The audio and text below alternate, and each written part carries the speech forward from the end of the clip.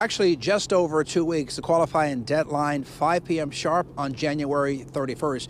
In the case of the mayor, there may be questions why he's dragging his feet related to concerns about whether he's in compliance with state campaign finance laws. Facing trial on federal bribery charges, Jackson Mayor Chokwe Antar Lumumba has been adamant. I don't know how to say yes in too many other ways. Yes, see, I'm doing it. That he does plan to run for a third term. But with just over 2 weeks left before the deadline, the mayor still hasn't submitted qualifying papers to the city clerk's office.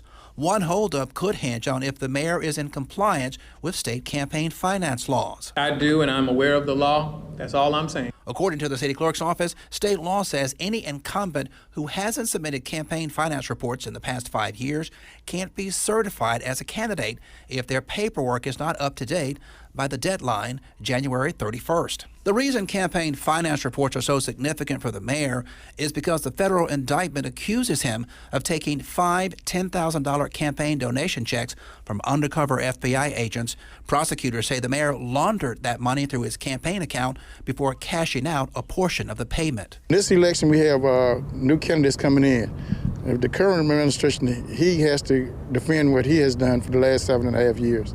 In the race for City Hall, there are also lots of questions. As of last Friday, Tina Clay of Ward 2 and Brian Griselle of Ward 4 are the only incumbent council members who submitted qualifying papers. That in itself is telling. If you have a campaign or you are campaigning, we need to know and go out and meet and hear what your platforms are, what your positions are. Wards 1, Ashby Foote, and Vernon Hartley, who represents Ward 5, both say they do plan to run for re-election. The longest-serving councilman, Kenneth Stokes of Ward 3, has indicated he will also seek a third term. We reached out to Ward 6, Aaron Banks, who, like the mayor, faces trial in the federal bribery case. We haven't gotten a response from Banks about his future plans. Johnny Bird is vice president of the Association of South Jackson Neighborhoods, known as ASJAN. ASJAN represents wards 4, 5, 6, and 7, which is a large majority of the city of Jackson. Bird says in the next 4 years, his members want to see progress from leaders at City Hall. If you can just start with the city ordinances and making sure that we have a clean, viable city so we can attract and can maintain businesses, that'll be a starting point. Ward 7 Councilwoman Virgie Lindsay, who is the current president of the City Council, has announced that she will not be seeking a third term. So far, 2 candidates have submitted paperwork to take her seat.